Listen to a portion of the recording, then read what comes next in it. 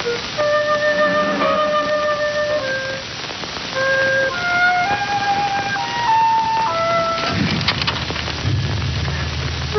open mind, free to examine, to question, to disagree. Our subject today, the new Negro. Your host on The Open Mind is Richard D. Hefner, author and historian.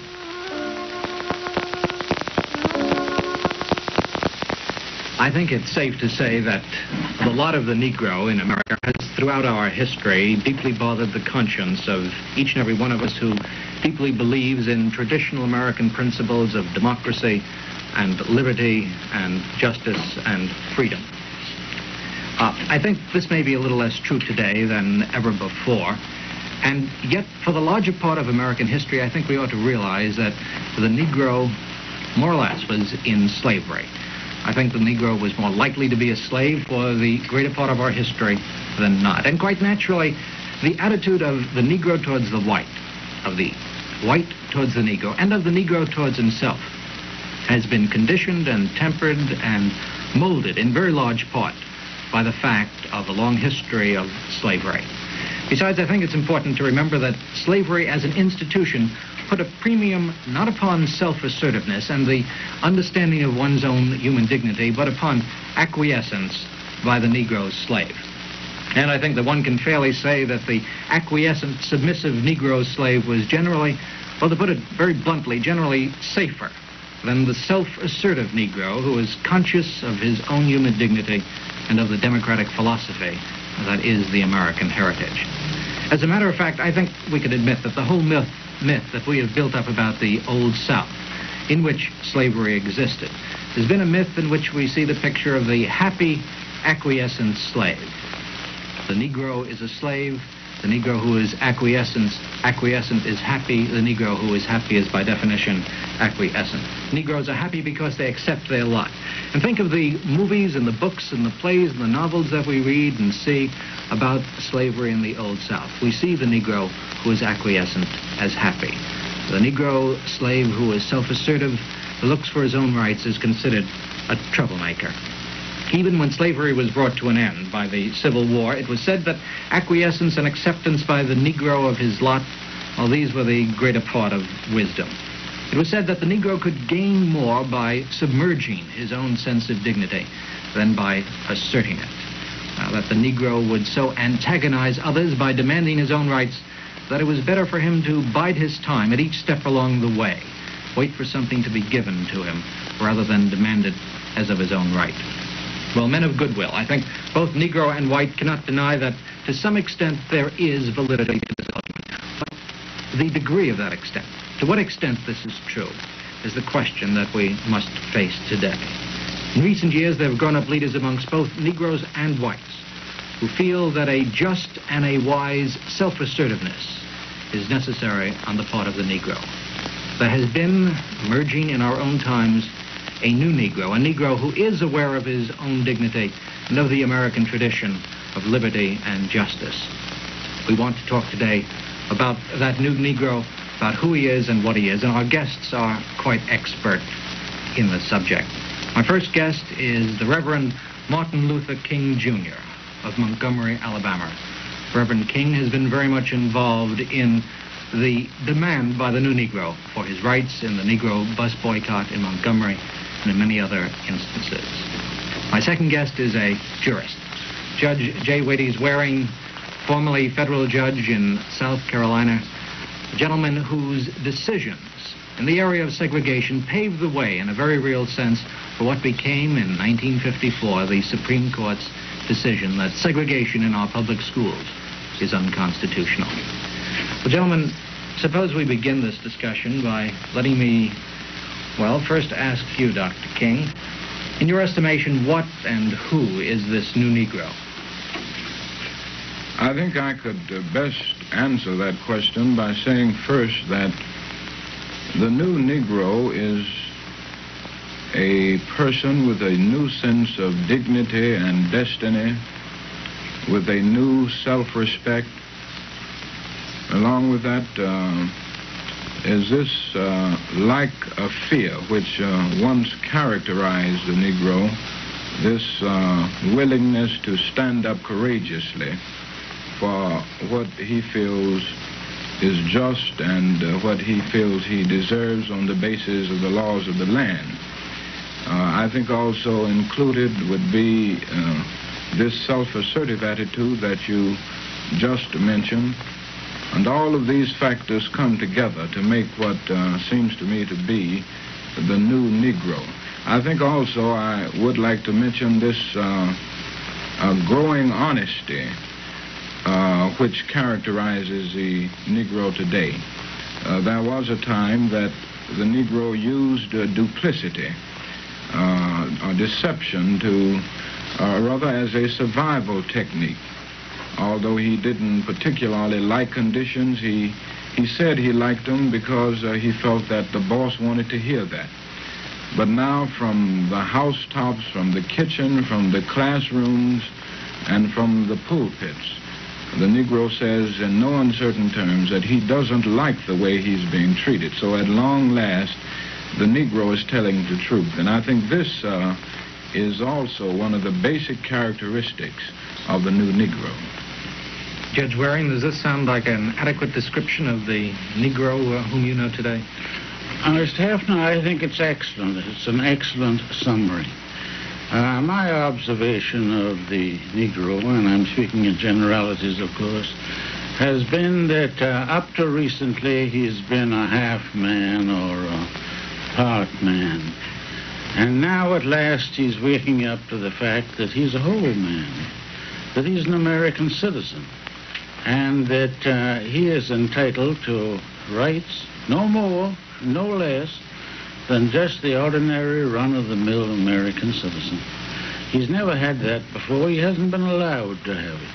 He's been under political domination. He's been under stress. He's been under economic deprivations.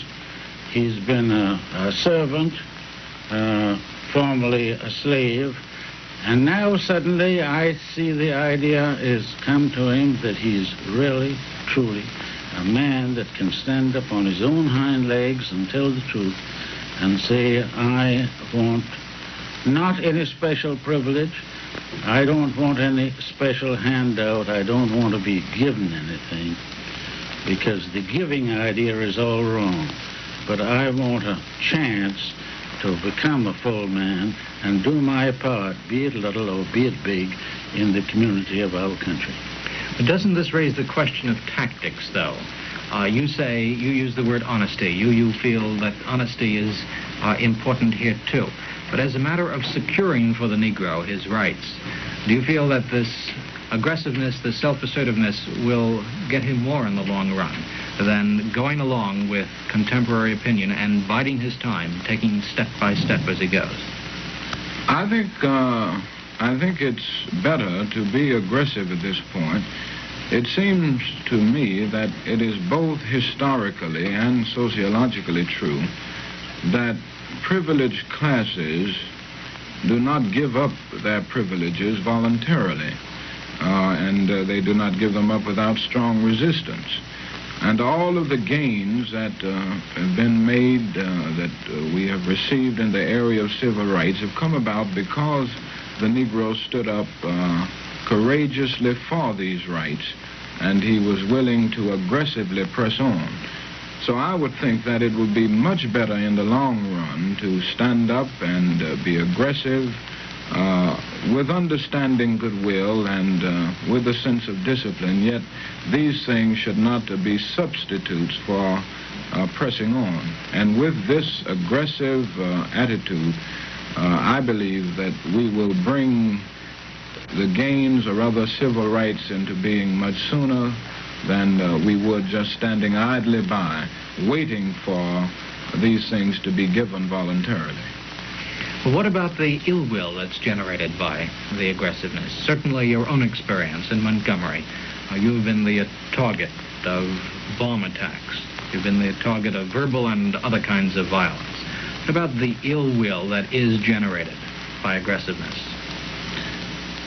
Well, I think that is a necessary phase of the transition.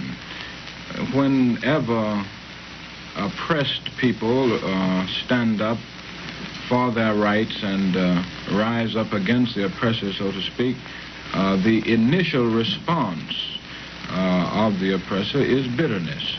That's true in most cases, I think. And that is what we are now experiencing in the South, is this initial response of bitterness, which I hope will be transformed into a more brotherly attitude. We hope that the end will be redemption and reconciliation rather than division. But this, it seems to me, is a necessary phase of the transition from the old order of segregation and discrimination to the new order of freedom and justice. And this should not last forever. It's just something that's natural right now, and as soon as we pass out of the shock period into the more creative period of adjustment, I think that bitterness and ill will pass away. This sounds, in a sense, to be, if I may say this, in a sense to be a denial of the judicial process, saying we will work.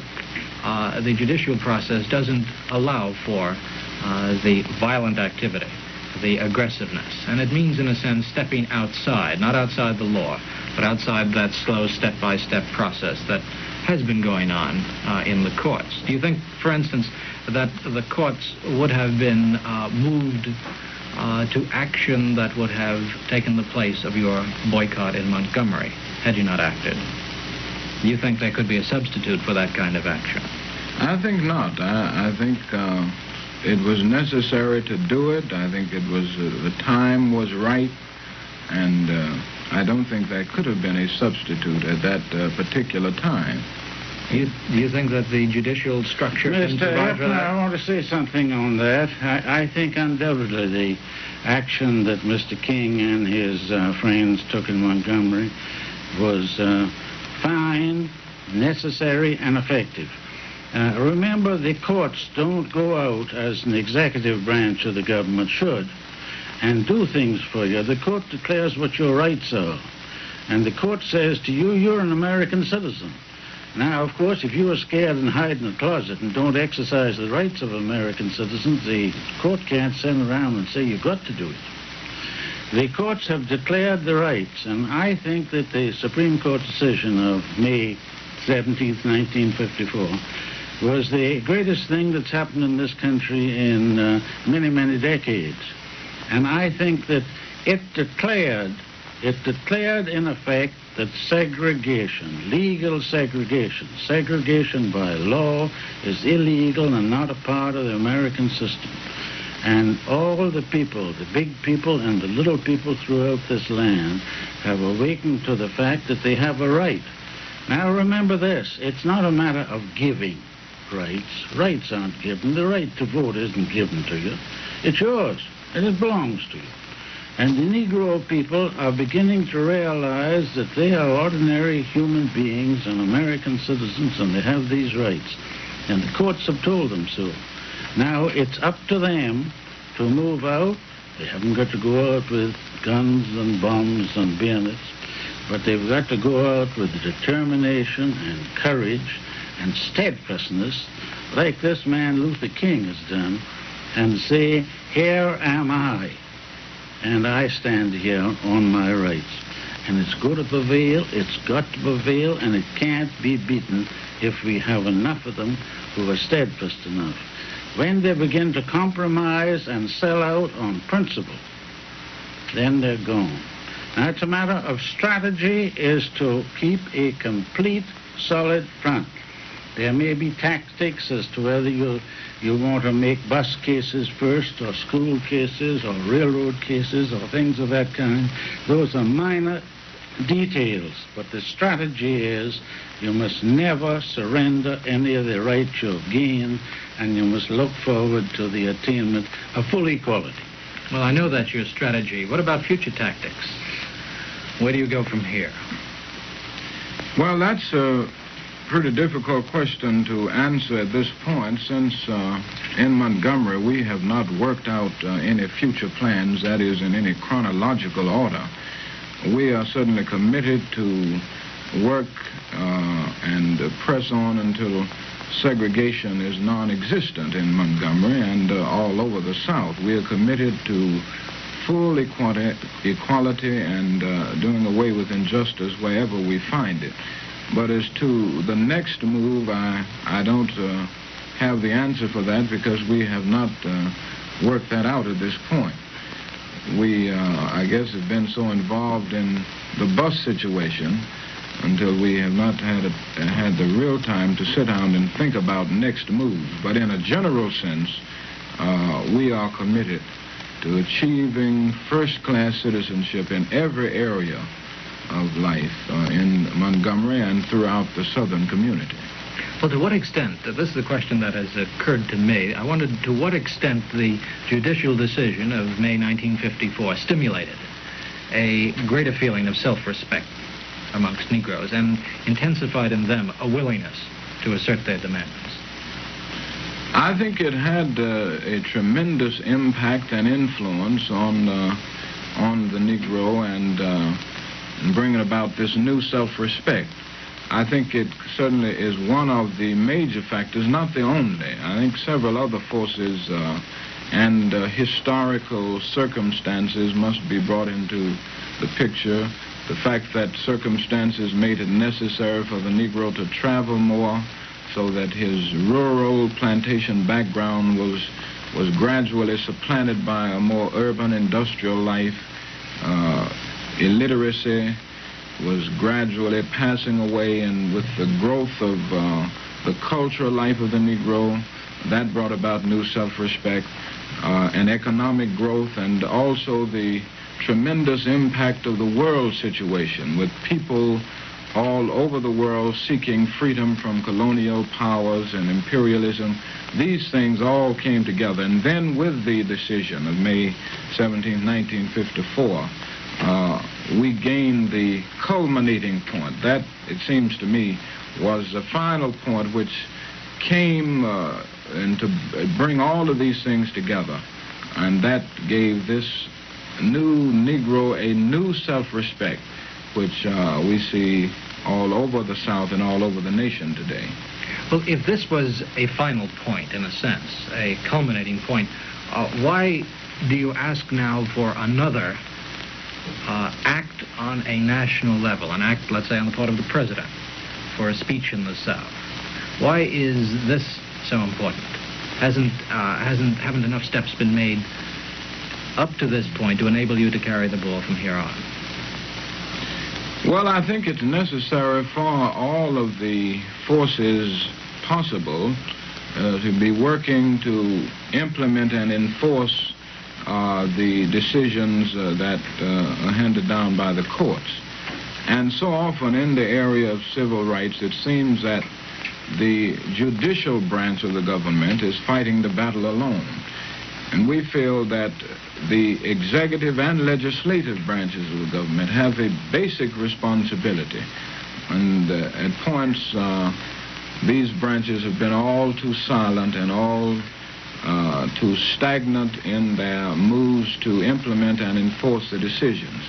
With the popularity of the president and his tremendous power and influence, just a word from him could do a great deal to ease the situation, calm emotions, and give Southern white liberals something to stand on, if it is nothing but something to quote.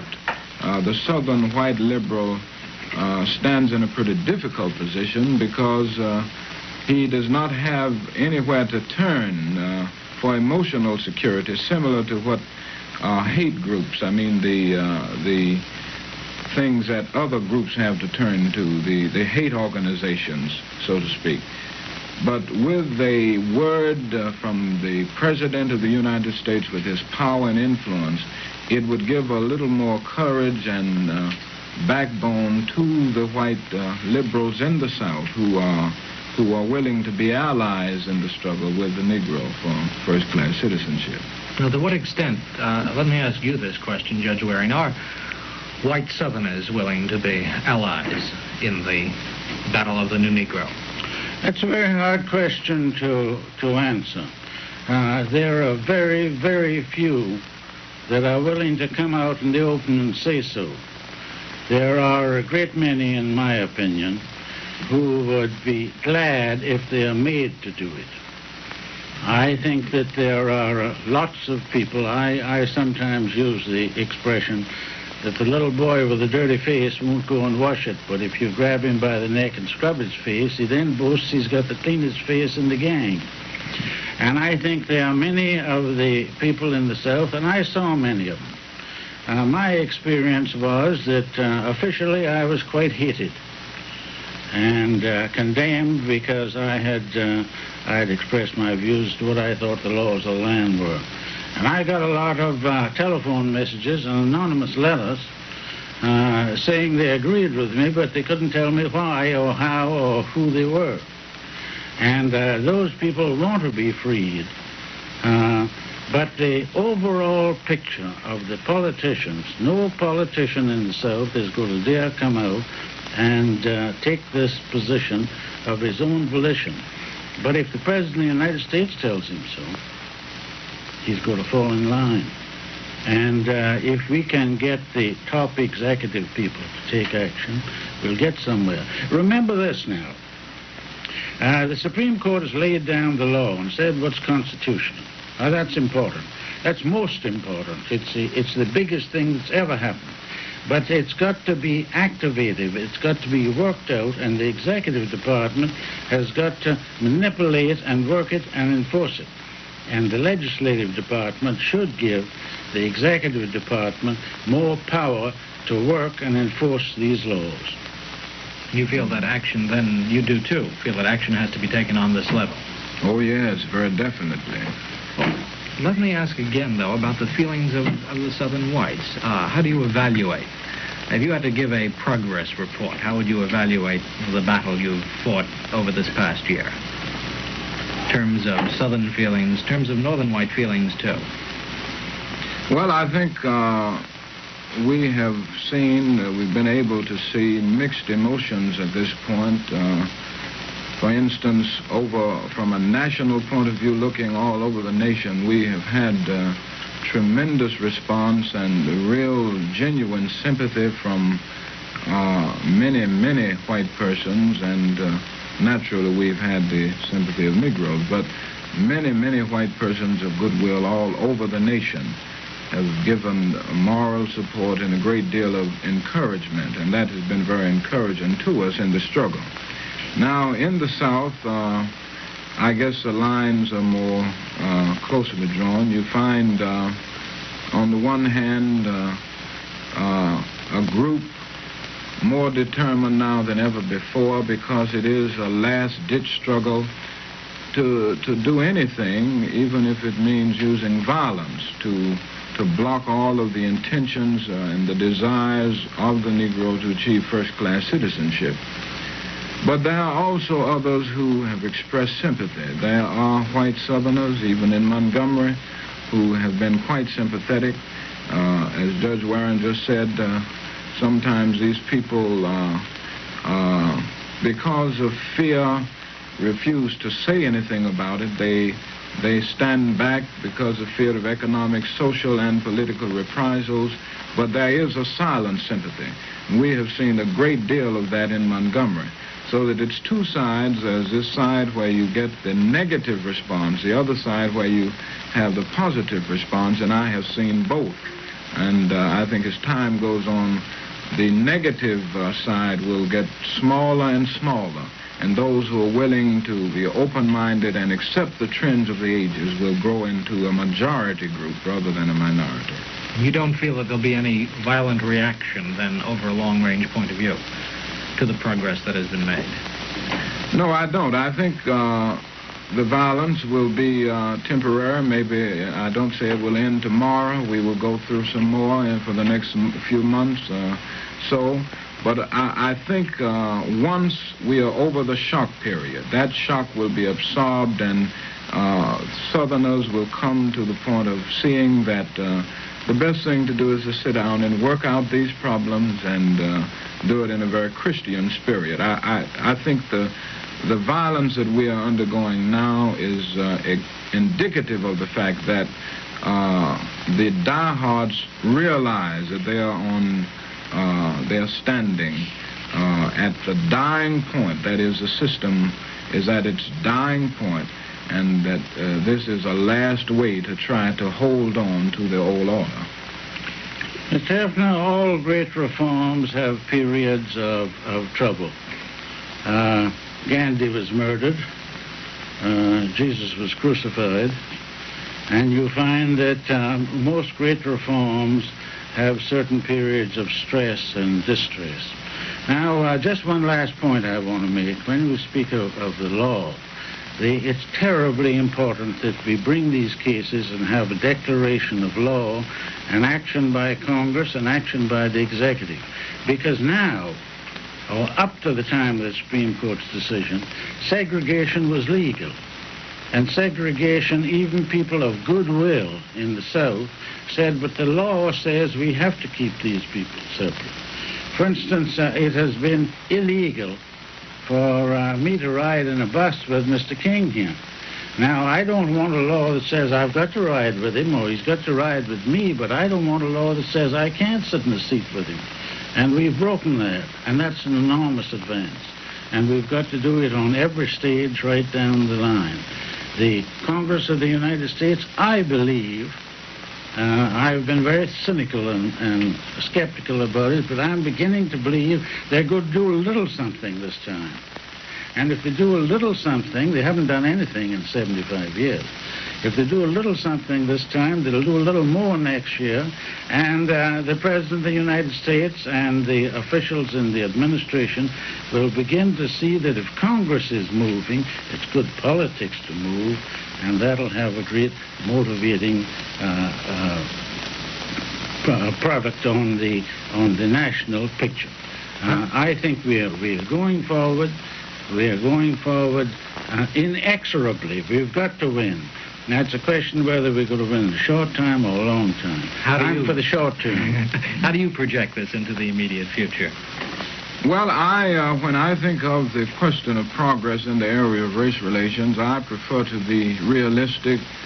And when I say that, I mean I try to look at it not from the pessimistic point of view or the optimistic, but rather from the realistic point of view. I think we've come a long, long way, but we have a long, long way to go. But it seems to me that if we will press on with determination, moral courage, and yet wise restraint and calm reasonableness, in a few years we will reach the goal. I have a great deal of faith in the future and the outcome. I am not despairing. And I'm sure as long as we have men like you, we can all have faith. Thank you so much, Reverend King, Judge Waring. Next week, we'll give a summary report of civil rights over the past year. Gentlemen, I think that it went very, very nicely. WRCA has just presented The Open Mind. Our guests today were the Reverend Martin Luther King and Judge J. Waities Waring. Your host on The Open Mind is Richard D. Hefner. If you have any comments or questions on today's program, or if you have any suggestions for future programs, please send them to The Open Mind, WRCA, New York 20,